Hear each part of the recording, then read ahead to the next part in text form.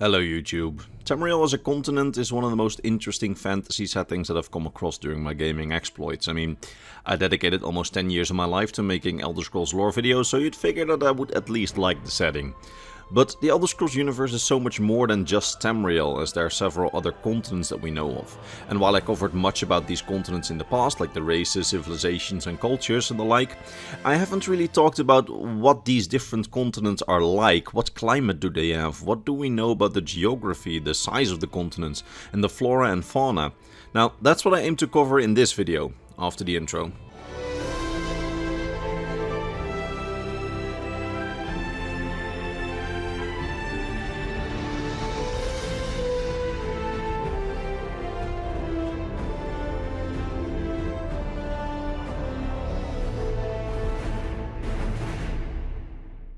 So, the Elder Scrolls games take place in the world of Nirn, which is essentially the planet that the games take place on. Now, like I said, the continent of Tamriel is the continent that we mostly play on, but there are other places beside Tamriel as well. Specifically, I'll be covering the main other continents: Pyandonea, Atmora, Akavir, Thras, what remains of the ancient continent of Yokuda, and the possibly mythical continent of Aldmeris. There are some minor islands that we have lore on, but I covered all of them like 2 months ago, so watch that video if you want to know more of the lore about some of the minor islands around Tamriel. They're actually really interesting, but we're not covering them here. But for now, let's talk about the major continents. First of all, the geography of the continents, as something needs to be said about it. Most people have started using this map, which is an unofficial fan map, which I really like. Now, in my videos, I've often used this map as well, which it was made by my friend Ares a few years ago, which I really like, Nirn as a planet, but that's also unofficial. And then we have this map, which is a map from the Elder Scrolls Legends from the pre-release days, which was removed from the game before release it seems, but as far as I could tell, it never appeared in the final game. The game has been taken offline for a while now, so there's no way to check, but it seems that it hasn't made it in the final game, so take it with a grain of salt. Now, this official map that we do have, even though it never appeared in any of the games, it was published through official channels, and it shows what seems to be Atmora, Pyandonea and Akavir, beside Tamriel. But the map is highly stylized and inaccurate, and I read somewhere that it's even based on a fan map. But when you look at Tamriel, for example, what's that? It only vaguely resembles Tamriel, so can we really trust this map, even if it didn't appear in, any game officially? Probably not. So what do we really know about the geography of these continents? So Pyandonea, Atmora, Akavir? Well, not much, as I'm hesitant to use the official pre-release map, as even Tamriel that is inaccurate.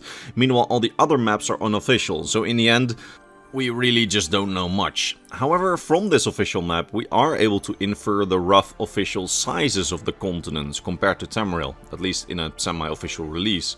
And when we look at it that way, we could say that Atmora to the north seems to be about the size of the province of Skyrim.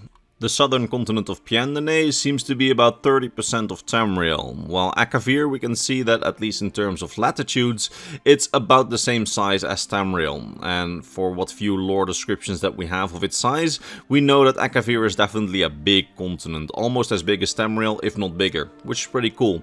Now, for Yokuda, it's all a little easier, as we have this official map of the remnants of Yokuda that came with the Elder Scrolls Adventures Redguard. And I say remnants because Yokuda used to be a continent which was said to be even bigger than Tamriel, up to like 4 times the size. Up until somewhere during the First Era, where most of the continent mysteriously sank into the sea, and now only the highest mountains and plateaus apparently are still above sea level, which is this big island chain that we see in the map, which in terms of land area seems to be around the size of half of Hammerfell, but remember, this is just what remains of Yokuda, not what it once was.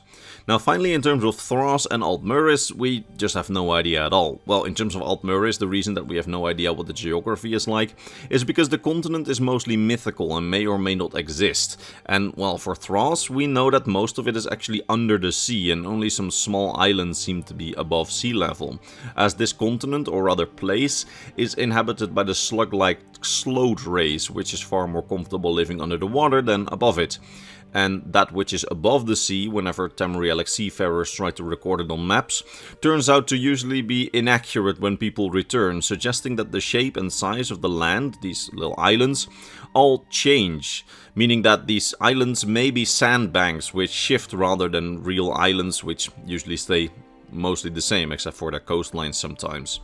Now, that being said, Thras, while mostly consisting of likely sandbank-like islands, seems to be tropical in its climate, with very humid air and with a lot of coral in the seas around the island chain.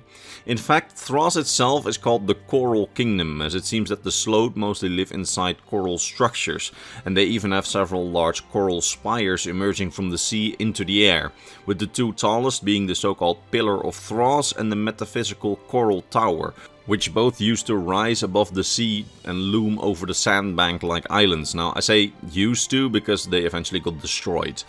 Now, it's said that the majority of the lived-in corals, or the coral-like buildings, so to say, and presumably also the coral spires, are all located in a large lagoon with blackish water at the center of a semicircle of these sandbank-like islands. In this water there live many different sea creatures, both alive and undead, as necromancy is one of the Sload's favorite pastimes, and as such there are many alive and undead creatures in the waters of Thras. Now, at some point in the First Era, Thras was mostly destroyed by a massive Tamrielic armada, which tried to destroy almost everything that the Sload had made, along with many of the coral spires, in retaliation for the Sload unleashing a plague on Tamriel. But it seems that over the course of the years since, the Sload have risen again and have rebuilt much of their coral kingdom during the late Third Era. At least that's what Third Era reports tell us. Now, whether they rebuilt the Coral Tower, we don't know. Probably not. Now, that should paint a bit of a picture of what Thras is like as a place. Now, next up, let's talk about Atmora, the ancient homeland of the progenitors of most of humanity, before they migrated to Tamriel. Now, this continent, back before recorded history, was said to be much like Skyrim. It had cold regions with glaciers, it had swamp regions, it had pine forests, and it had tundras. It really was a lot like modern day Skyrim, also in terms of like its fauna and flora, as it had deer, foxes, wolves, hawks, polar bears, whales, moths, and penguin-like creatures called chubloons. I made a video on these creatures, which are very awesome, and I can really recommend that video, it's in the description. Now, other than these animals, we know that the continent had both a human and a giant population. Again, much like Skyrim. Although, according to the records that we have, it was slightly colder on average on Atmora than on modern day Skyrim. Although those records are so old that they may be doubtful. Now, what's not doubtful is that much of this original continent doesn't really remain in the modern day, as back in the Meretic and early First Era, many humans started migrating to Tamriel, at first mostly to expand their civilization to new lands, and in many cases because they were exiled or looking for glory, but later they started migrating to escape Atmora, as Atmora started to undergo a mysterious bit of climate change called the Frostfall, which made it so that slowly but surely the temperature on the continent over the years started to drop. It kept getting colder, colder, colder, and they kept getting colder winters and milder summers, until it even got cold summers, and the people started to starve, as presumably harvests failed and a lot of infighting started happening over the resources between those who had not fled to Tamriel and had remained on Atmora.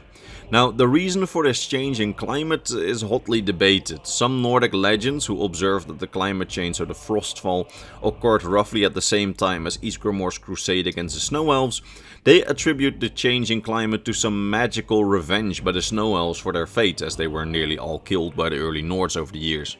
Although that explanation does seem to be kinda doubtful, and in truth, we don't really know what caused this Frostfall. But it's very interesting that it happened and it left the continent completely uninhabitable. Because what we do know is that by the Third Era no human civilization remained, with perhaps only some small pockets of sea giants still making stops on the coasts and perhaps even living on the coast from fishing. All human civilization seems to be gone from the continent, and while expeditions have gone out to the continent quite often after its demise, all that those expeditions found were ruins of a once great civilization and the skeletons of frozen bearded kings on ancient thrones, but no living things and no green remains, which is a pretty depressing picture. But still, it's a very interesting setting for a future DLC. And also there seems to be a Beyond Skyrim project working on Expedition to Atmora, which also seems to be really interesting. Anyway, let's move on to a less depressing place, Pyandonea, the continent of the Sea Elves, or the Marmer. This continent, or rather group of islands, is said to be almost completely covered in dense, humid rainforests, with extreme storms and mists hugging the coastlines and the seas between the islands. The water seems to be mostly uncharted, and very little Tamrielic sailors have actually been very close to the continent, as the Marmors or the Sea Elves who inhabit it will plunder Tamrielic ships, and the sea serpent monsters in the waters around the continent will destroy the ships, sometimes at the command of the Marmor, as they are able to control these sea serpents. The very few descriptions that we have come from the Marmor themselves and from sailors who have miraculously survived and returned battered and bruised after laying eyes on some parts of the continent. Basically, it seems to be a group of elevated island plateaus with massive cliffs and all overgrown with jungles, with the cliffs being so high that the sea in between the islands can be described as a valley among mountains. The sea between the islands seems to be completely filled with water plants, kelp and algae, among which many sea creatures and most terrifyingly of all the sea serpents are hiding. We don't know anything about the geography or the Marmor city and towns or what they look like, although according to second-hand and legendary sources there are more mellow places in the islands like white beaches and more temperate forests inland, though there are also said to be swamps inland, so it might not all be good inland, because it's said that it's actually quite an uninhabitable and harsh continent, with it being a bit of a miracle that the Marmor survived there. Some say that other than the Marmor, who came there from the other continent of Aldmeris in ancient times, several beast races still live there, scattered across the different islands. So those races are like Argonians and Khajiit, so beast races, although we don't know what kind of race these people are, if they exist at all. Although some speculate that they may be a bit like humanoid water creatures, or legends even tell of water spirits living across the islands, but that's really all mostly unconfirmed or originating from unreliable sources. Now, next up, let's give a quick mention to the continent of Aldmeris, the legendary homeland of the progenitors of the Elvish races on Tamriel. This continent, well, it may be purely mythical, as some theories say that Aldmeris are simply a lost collection of memories of primordial times that the Elvish races have interpreted to being a lost homeland, which in truth just never existed. But it may actually have existed. We don't really know. Watch my full video on Aldmeris for a complete recount on that whole debate. So, as such, we have no idea what it may have looked like geographically. But what we do know is that Aldmeris is a place which is lost, and the ancient elves fled this ancient homeland after they foresaw some mysterious doom coming to the continent, after which the elves landed on Tamriel after fleeing the continent. But what was it like before they fled? Again, if it existed at all. Well, in the remaining records of Aldmeris, it is described as a place of unrivaled beauty with a relatively temperate climate, but almost completely devoid of any nature, as the entire continent was apparently completely covered by an endless city that was millennia old and spread from shore to shore. The city was ancient and beautiful, having been built on top of itself endlessly over the ages.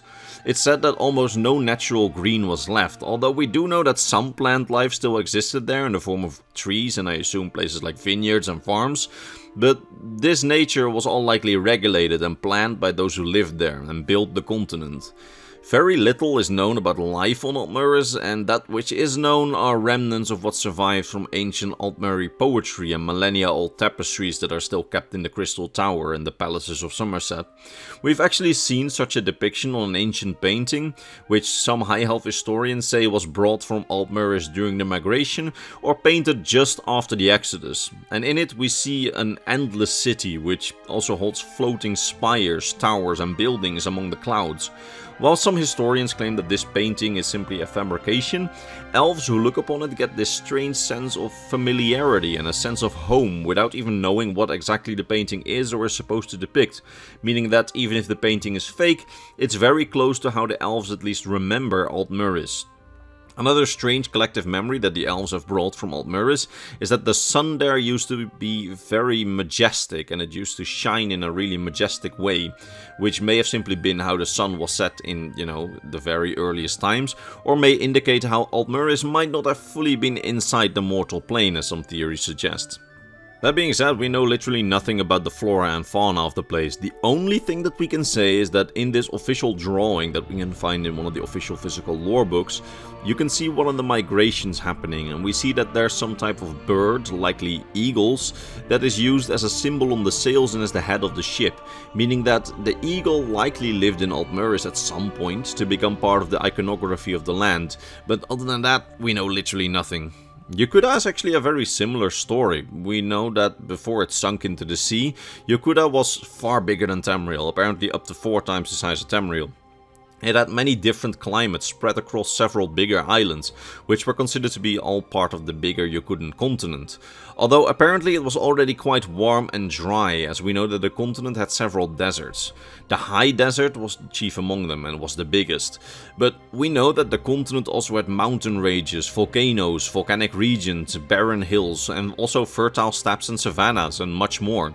While the continent seemed to have a large variety of climates, the vast majority of the continent seemed to have been pretty harsh, dry and barren, deserts and mountains, with the other climates like the fertile savannas and riverlands likely occupying smaller regions and islands. Oh, and apparently earthquakes were pretty common in Yokuda, even in its heyday, so it really wasn't that great a place to live, at least according to the history that the Yokudans who fled the sinking of the continent and became the Red Guards brought with them.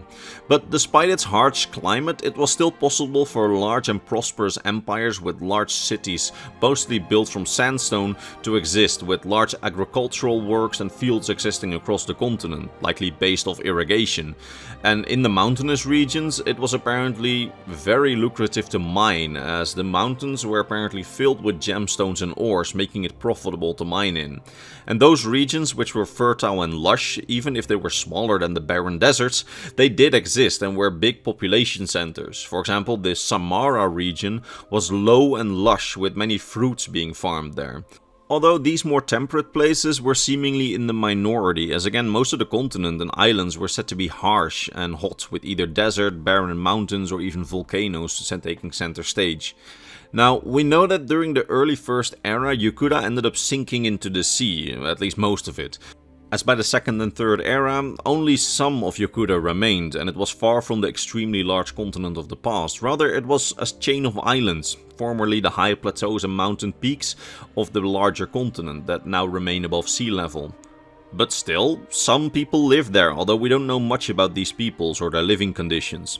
We know, for example, that the Mount Hatu, the highest mountain of all mountains on Old Yokuda, survived, or at least its higher regions, which you see here in official art. So this is officially, very interesting, an image from another continent, which is really cool. It's, I think, the first time we've got an official image like that.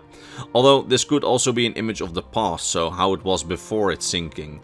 But we do know that this image depicts Mount Hatu in Yokuda. Anyway, we know that this mountain survived and that by the Second Era it's inhabited by cultists who might still mine the mountain for gemstones, or at least prevent others from doing so.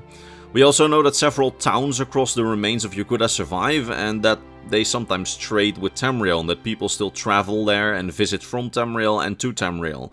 But other than that, we really have no idea under what kind of conditions these people live and how big this population even is.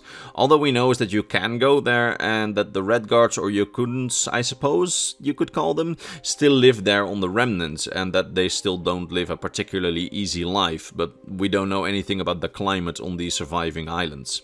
Now, finally, we have Akavir, and despite it being the largest of the other continents, it's also the one that we know very little about in terms of climate and geography. What we do know is that the continent is inhabited by several races, with 4 so-called major races and nations. These major races are the Kamal Snow Demons, the Kapotun Tigermen, the Tangmo Monkeys, and the Seisi Snake Men. Now, those are the races that we know best from Akaviri legend, but they are called the major races in those sources, meaning there may be a lot of smaller societies as well, as it's been suggested that there may be both Ratmen and Dogmen beast races as well, next to goblins, which are confirmed to have been on Akavir. Now, each of the major races reportedly has their own society in their own regions, which have been dubbed with the same names as their races. So Tangmo monkeys live in the region called Tangmo, the Kapotun Tigermen live in Kapotun, and so on. Now, there is a suggestion that in Seisi there may also be a sizable human population, which may either be slaves or second-class citizens to the Snake Men, and that they are forced to work in the fields and fight in their armies. Although that exact relation between the Snake Men and the possible humans, and whether there are humans left at all on the continent, is very much up for interpretation. Now, in terms of geography and climate, it seems that Akavir is as diverse, if not more so, than Tamriel. It has a variety of climates, and it seems that Kamal, where the snow demons live, is described as a snow hell, which is mostly completely frozen over every winter. You also got the likely tropical Thousand Monkey Islands of Tang Mo, and then you have several islands that apparently surround the continent where goblins make their home, at least according to legend. It's said that around many of the coastlines there are reefs and sandbars that make it hard to approach much of the continent, save for some dedicated ports. Now, we know that inland there are many different types of climates. We have reports from the failed Imperial invasion of Akavir, which describes fertile grasslands surrounding a river without any trees anywhere, which were all previously cut down by the Tsesi. From that same expedition, we also know that the weather in Akavir can be extremely volatile. However, it's possible that this was just weather magic by the Tsesi to try and repel the invading forces, as while previous summers and winters that the scouts had seen on Akavir had all been relatively mellow, during the Imperial invasion there were scorching heats in the summer which nearly dried up the river, and blizzards which nearly froze the invasion forces. So that may be Akavir weather magic, but we don't know. It may also be weather patterns that we just don't know about. Now, other than that, I'm sorry to say, we simply don't know that much about Akavir. And even then, it's all just generalization, basically, as Akavir is such a large continent that we don't know much about it and what it's like. I mean, just imagine that you are from Akavir and you land in Morrowind, and you then report back home that Tamriel is a mysterious ashland with large mushrooms everywhere. But in your scouting you haven't seen the green fields of Cyrodiil or the hills of High Rock or the snow fields of Skyrim, but now your continent only knows Tamriel as this barren volcanic place. That's basically what's happening with Akavir, as we only know some second-hand descriptions. While this could also be the case for the other continents that we talked about, we definitely have more diverse descriptions which paint a better picture than that we have of Akavir. As a side note, in my video on the smaller islands, I covered some islands between Akavir and Tamriel, which are the islands of Inslia, Ketnoke and Asronit. These islands seem to have trade with both Tamriel and Akavir, and I would absolutely love some DLC or something set on one of these islands so we can meet some of the Akaviri, as supposedly that's where Akaviri and Tamrielic peoples meet. Would be awesome. Very unlikely to see. Anyway, that's about all I can say about the climate and geography of the different other continents, and I sincerely hope that I managed to teach you something new about the Elder Scrolls lore today, and if I did, why not like or boost the video, as that's how the mighty YouTube algorithm decides what content is worthy and what content is not worthy. And with that said, it's time to thank my top Patreon supporters: Mr. Bernardo Binda, Gabriel Binda, King Chris 20, Steve G, Volcure of Argonia, RB Dash, His Soul, Lexicon, Ranger, Komodo, Rakai, and Sword of Bushido. It's thanks to these people and all the others on screen, so my YouTube members and my Patreon subscribers, that this channel stays afloat, and for that I am very grateful. That said, I will see all of you in the next lore video. Bye bye.